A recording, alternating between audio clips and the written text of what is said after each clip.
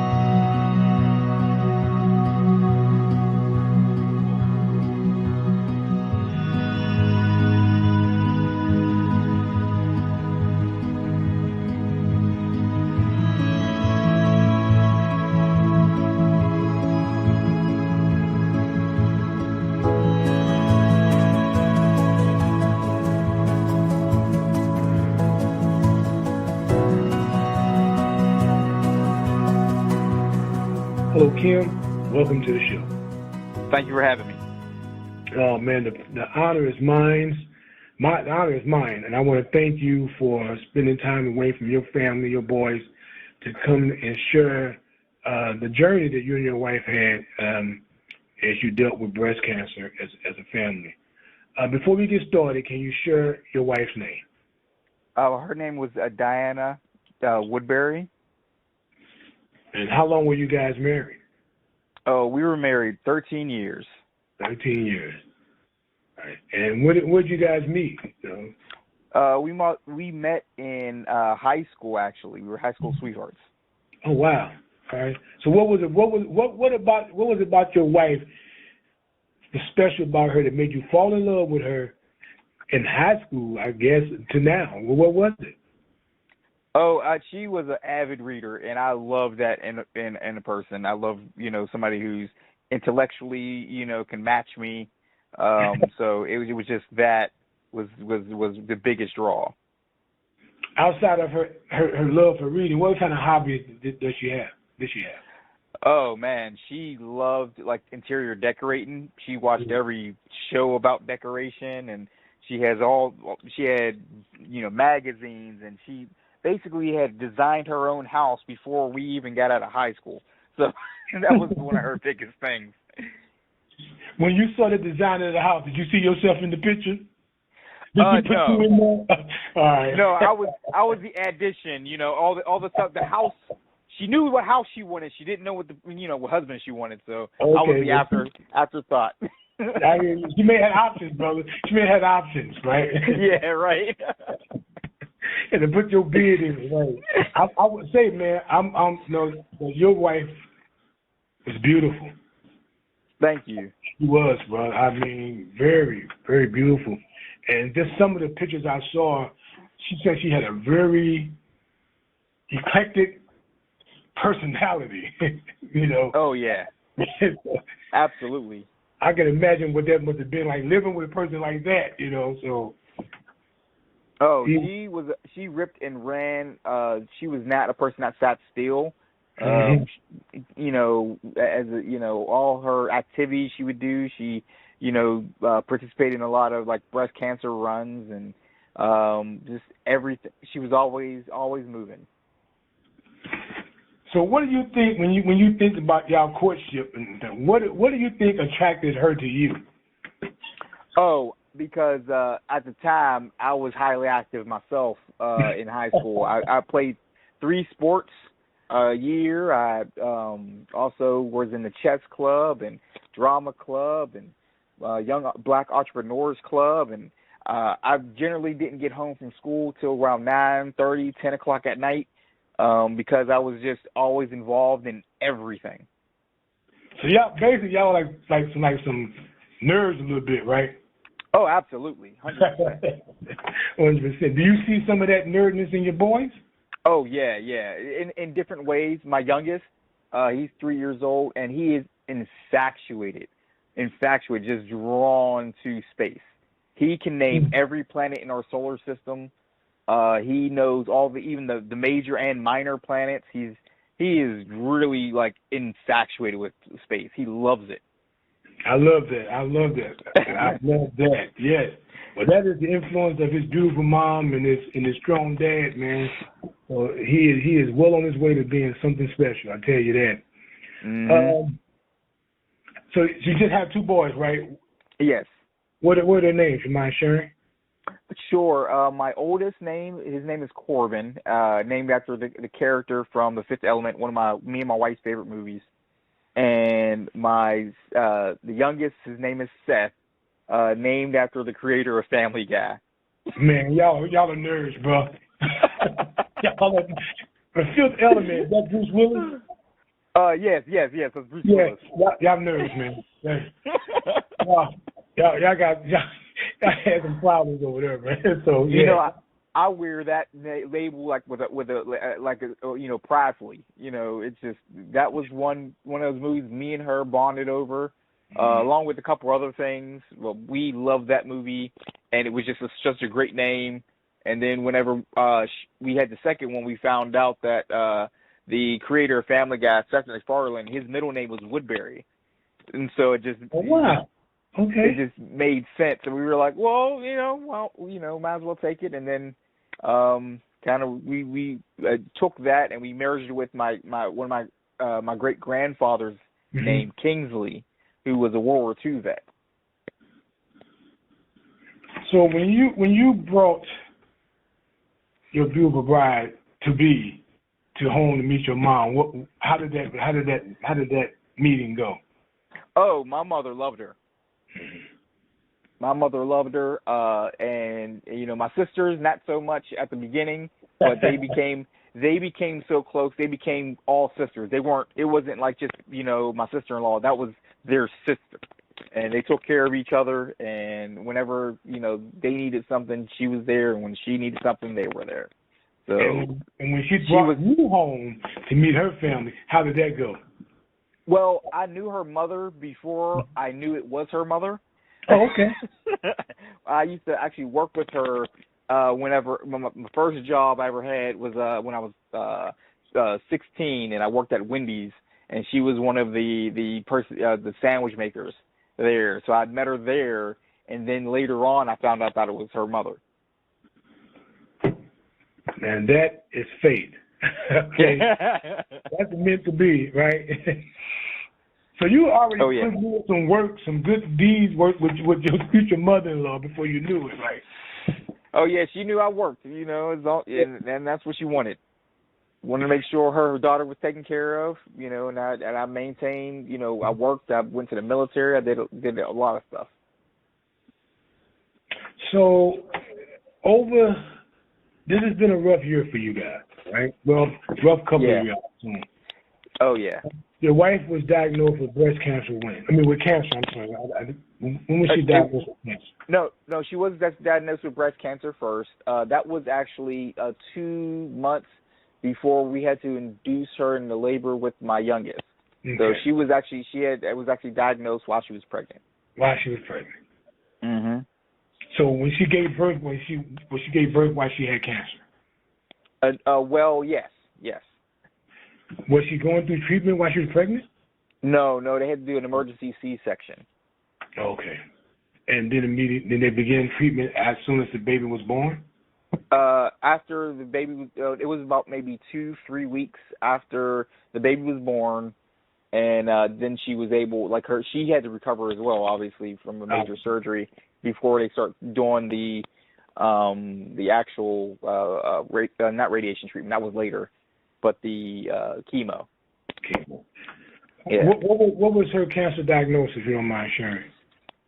She had metaplastic carcinoma, triple negative. So what year was the cancer discovered? I'm sorry. That would have been, let's see, 3 years ago. So it was around February in 2020. So her treatment included chemo, radiation. Yep, and a double mastectomy. Wow. So let's take this back a little bit. How hard was it to share her diagnosis with the family? I think it was pretty easy, other than with her grandmother, okay, who kind of works in she does like kind of health. She works in kind of a health alternative health medicine, and she was kind of furious that she didn't come to her for treatment instead of getting all the radiation and all that stuff. So, but outside of that, everybody else was like, anything you need, we'll be right there. Just let us know what we can do to help. So everybody else was pretty helpful. And how did you support her during the journey? What were some of the things that you did in support of her? I'm going to be honest. It was extremely hard to really to wrap my mind around it. And generally speaking, my job is I do a travel job where I have to kind of travel from state to state, working on different systems, and I spent a lot of time on the road while she kind of had to deal with the actual treatment itself. So when you would get back from work, from those travels, how was she? What did you see? What stuck out in you as you came home on those occasions? I would say obviously her being very sick all the time, especially with the cancer and the chemo, both were causing her to be very sick, and kind of always I kind of had to bring her food or anything like that, and whatever she needed, go to the store if she needed me to go to the store, those kinds of things. But most of the time it was just weakness. She was very weak all the time, but she tried to kind of keep a smile on her face and look at the bright side. But it was a real tough time. Yeah. When you look back at it, and how tough it was, what were some of the things that probably made her feel, I won't say good, but something that may have given her some joy during that process? What were some of the things that you guys may have done? Did you guys set aside some time to watch some nerdy movies? What were some of the things that probably brought a lot of relief and joy to her, even though she was going through the battle for her life? I think a lot of the times when she was able to go on different trips and see places that she had always wanted to see, like she went to Jamaica and she went to the Bahamas, and she got to participate in a lot of that travel.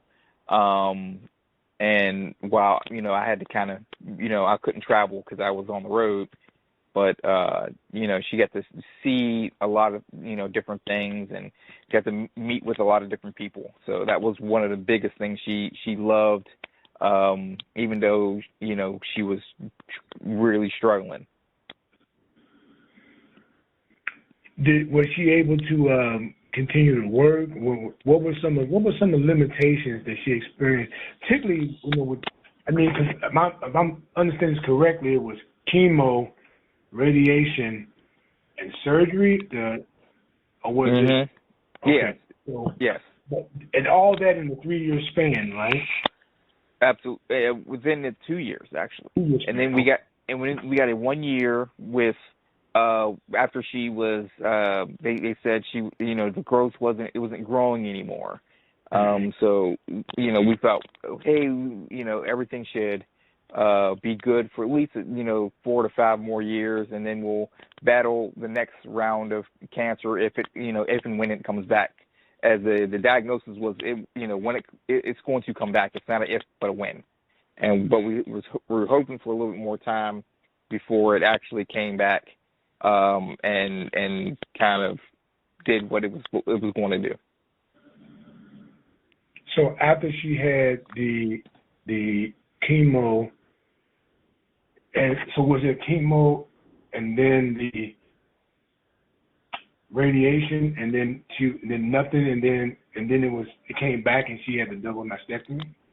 No, so she had the chemo. Then after 6 months, they did a double mastectomy because they were trying to shrink the nodes as much as they possibly can. And then once they did the double mastectomy, they tried to kind of get as many of the nodes out, but there were so many that they went and stepped up to radiation after that for a couple months.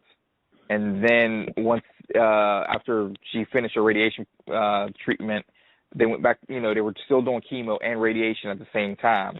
Wow. And then once they could, confirmed that there was no more growth, then they, we got like I said, a year's reprieve, and I bought a house, and we tried to kind of move on with her life. I bought her, got her a car, and just tried to do everything I could to, kind of just move on from the event. And it wasn't to be that long before it came back.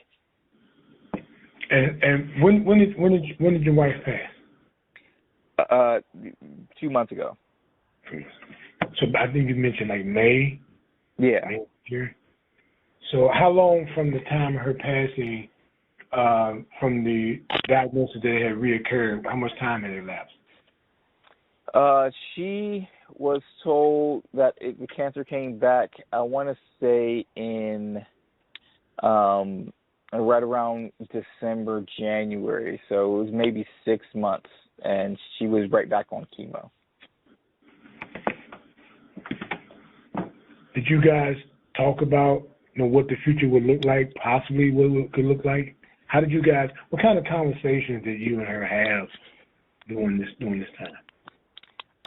Generally, we did mostly like planning together. Like my wife, as a, she's a nurse, she's certified. She's a planner.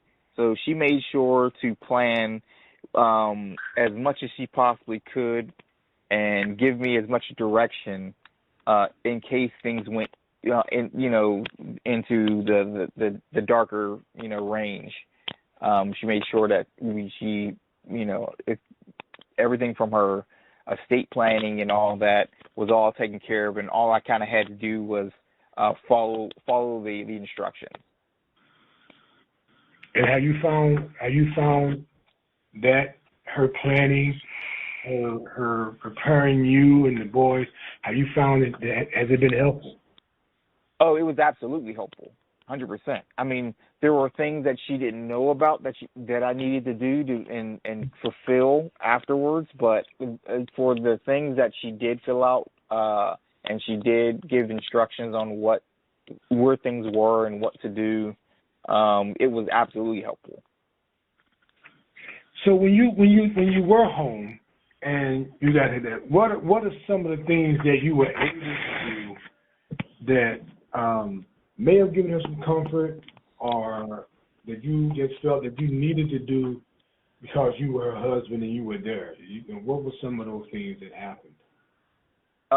Generally speaking, whenever I came home, I would spend a lot of time, making sure because she would have cancer fevers.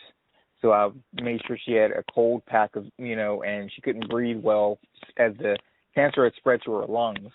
So I, would make sure her humidifier was filled, and whatever I could do is what I did. Were the boys, could they see her while she was going through this battle? I mean, could they tell she wasn't feeling well, she was struggling? I think my oldest could tell, but he did his best to kind of block it out. kids have to learn how to cope in their own ways. And my son generally spent most of his time kind of not trying to hear because she would cough all the time, and it was a very, very violent cough. And I think he was scared the whole time, so he kind of would just jump into a video game and not try to notice as much as he possibly could. So you and your wife were high school sweethearts. Y'all had vision a long life together, and it was cut short.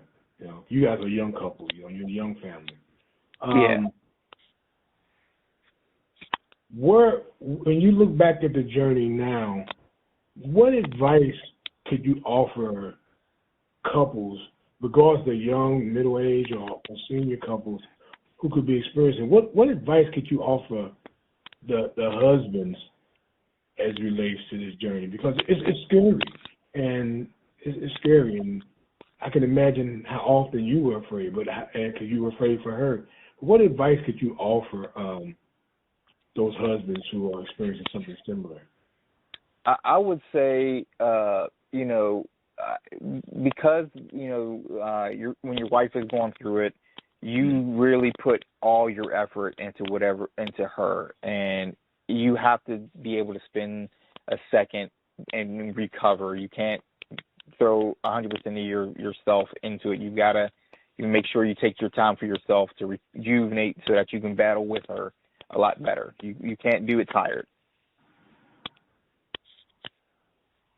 So part of that is, so are you saying that in a lot of cases that when situations like what you and your wife are experiencing, that your entire focus is not on what your needs are, but on what her needs are? Absolutely, 100%. And how did you feel like?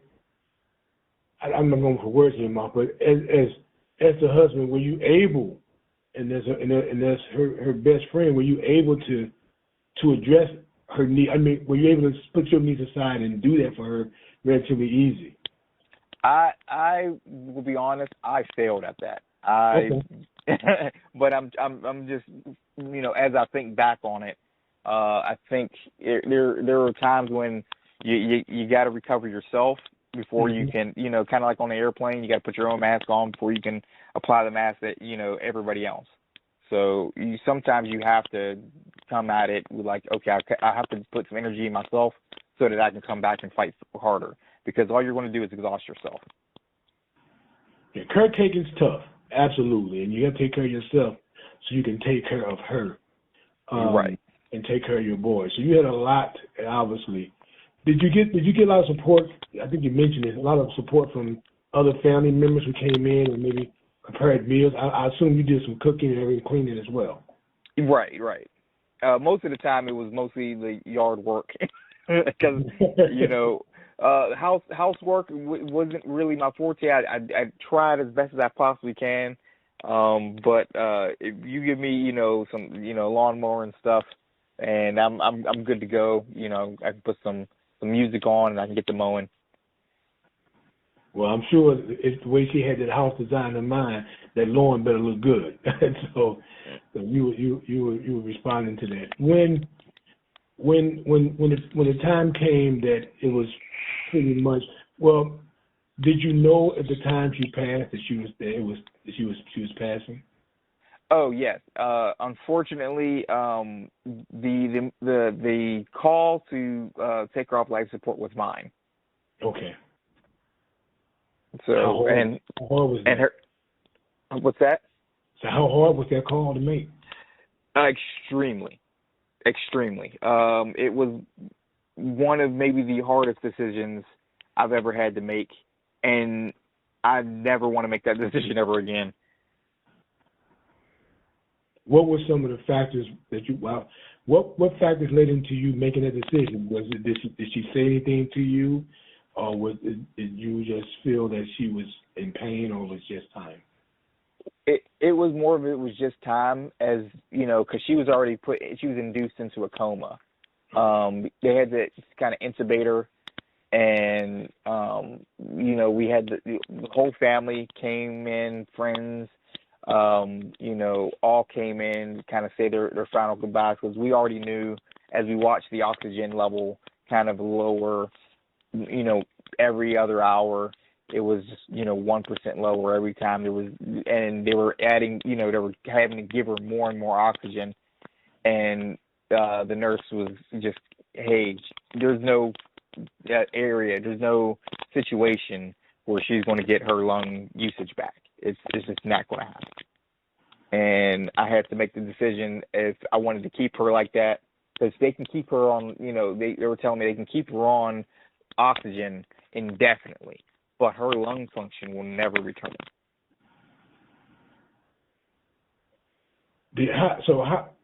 When you came to that conclusion to make that decision, did you contact family and tell them this was going to happen and either come by and see her, or what was some of the... Well, thankfully the entire family was there when they were the ones that were kind of telling me, you have to make this call. So it was not a call I wanted to make, but everybody kind of convinced me. This is, and all my family, like a lot of my sisters are all in healthcare, and they're like, you're going to have to make this call. You can keep her like this indefinitely, but you shouldn't. So I didn't have this in my list of questions to you. So if you don't want to answer, you don't have to. But I just want to put context into the kind of love you and your wife had. What was like one of you guys' favorite songs? What was one of you guys' favorite artists or songs? Oh goodness. I actually, whenever she was in a coma, one of the songs that I played was goodness. I'm going to have a difficult time remembering the song. I have to kind of pull it up real quick because I played it. My mind is kind of racing right now. Yeah. It's okay, Kim. Yeah. Just take your time. I mean, I know that wasn't the question I prepped you for, but I feel this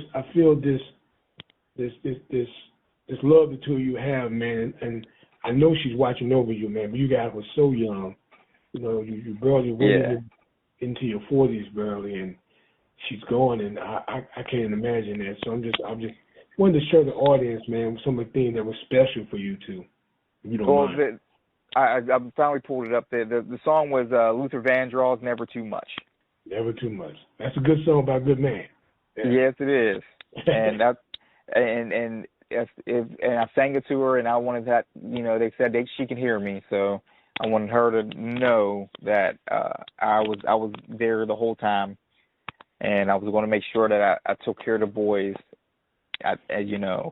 afterwards. Well, I know she trusts that. I don't think any doubt with that. One of the things, Kim, how I came across your story, because you wrote a post and it was touching to me, and you said this was one of the hardest moments of your life. You mentioned that you lost your wife, and it was a very touching post. But I ran across that post in a Facebook group called Breast Cancer for Husbands, Breast Cancer Husbands. Talk a little bit about how that group have supported you or helped you as you and your wife were navigating this journey. I would say that I joined the group maybe a couple months after she got her first diagnosis, because there's so many groups that are there to cater to women, to try to help them cope and have support.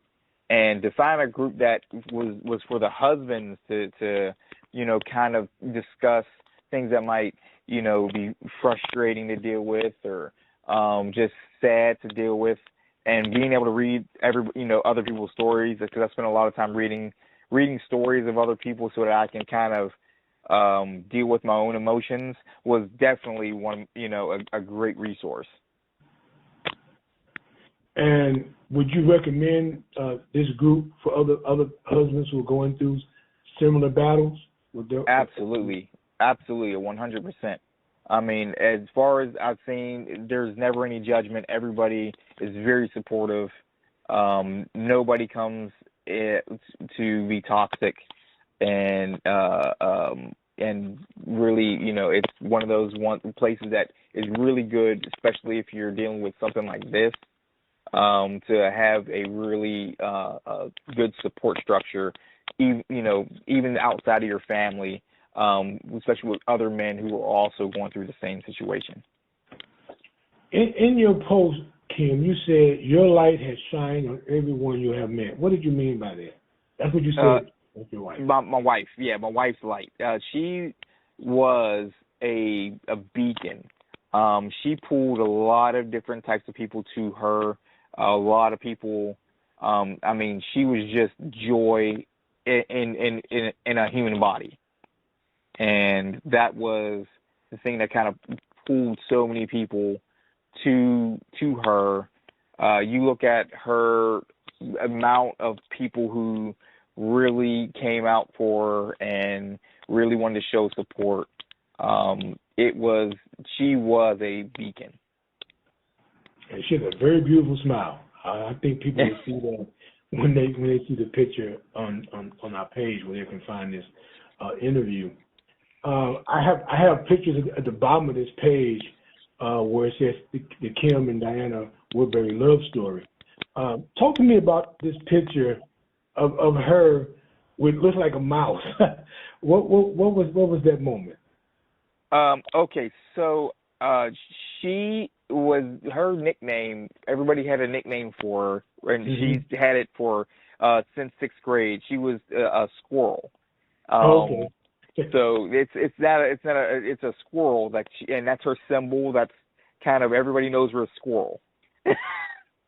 All right, I was curious. I mean, because it's a beautiful picture. I wanted him to share what was that about. Yeah. Whoever took the picture captured it well. So that was great.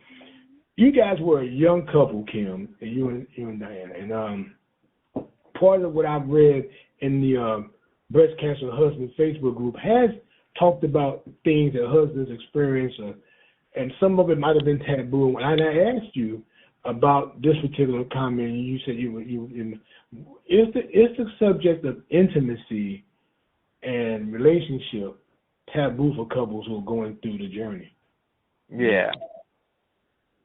I would say, it's one of the most difficult things for our relationship, as far as, because there was a lot of things that was happening that really, like when you watch TV and they talk about cancer, the TV shows and Grey's Anatomy and all that does not prepare you for the kind of metamorphosis that you watch somebody go through slowly, and that can really affect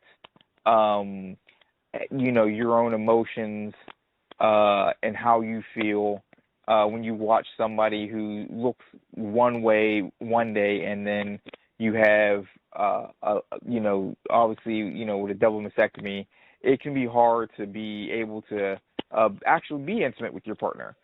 Because of those that body alteration. One of the things that I had most trouble with was, as we got closer and closer to her being finally hospitalized, where she passed, was she was bedridden for so long, the muscles on her legs, there was almost no muscle left in her legs.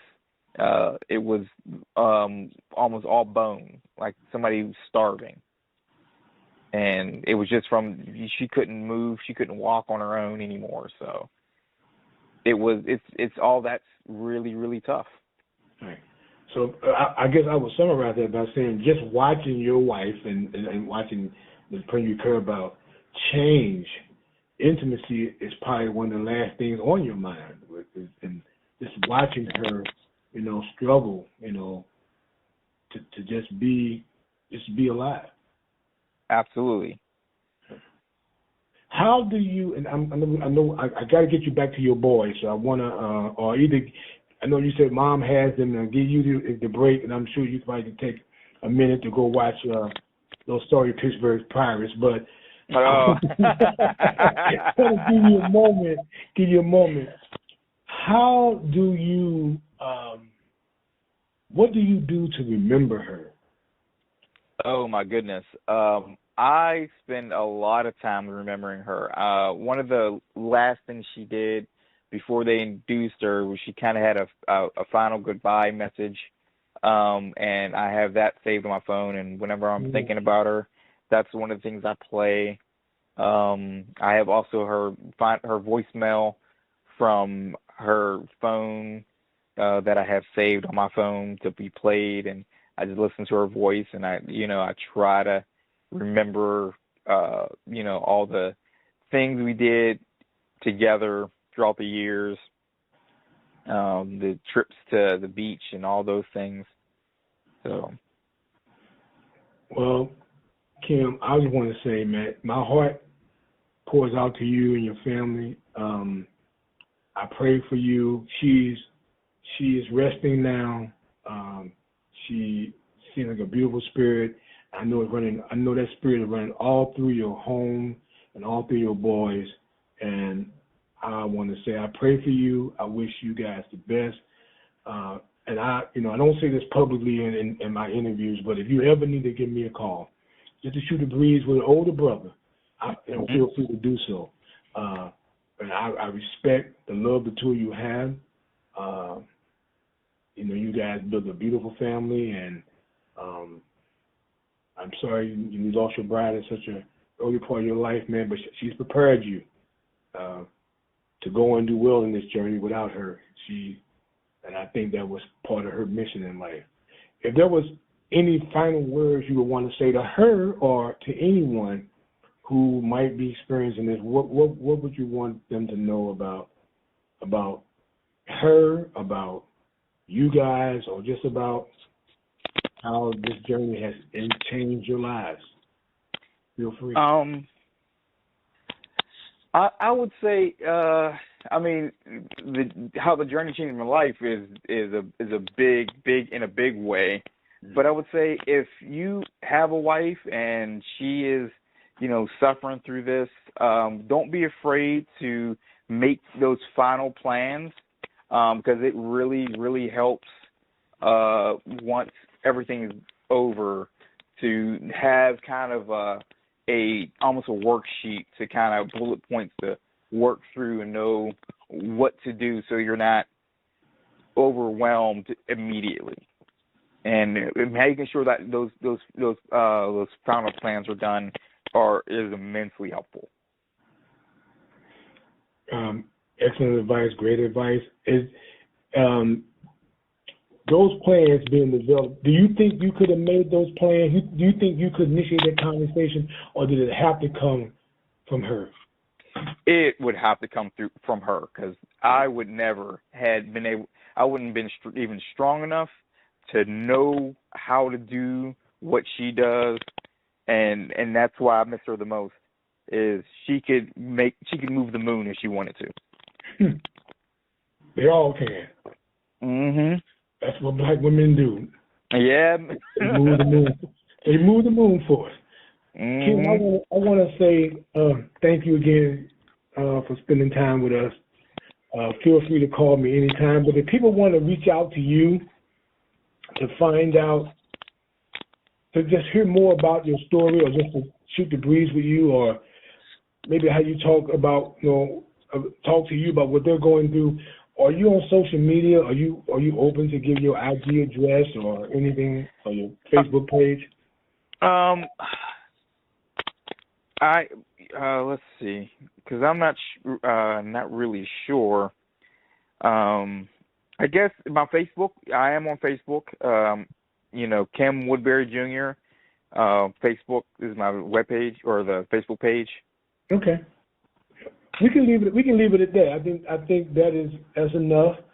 And if people would reach out to you respectfully, they want to share, how they felt from the things we talked about here, or just to pray with you, they can do that. But I hope people will respect the fact that you are still going through the mourning process, and you opening your heart and sharing this with us just several months after the passing of your beautiful wife. Man, I am at the utmost respect for you, and I'm proud to have met you via social media, because I don't know if I'd had the strength and to see and hear that she poured strength in you to go on with it, to go on with your life with her two boys. You know, it's amazing. So I want to thank you again for taking time away. Go relax. Go watch those losing Pirates. And man, we'll be in touch. I am Dr. Mike Robinson. As I say at the end of all my shows, God bless, peace and love.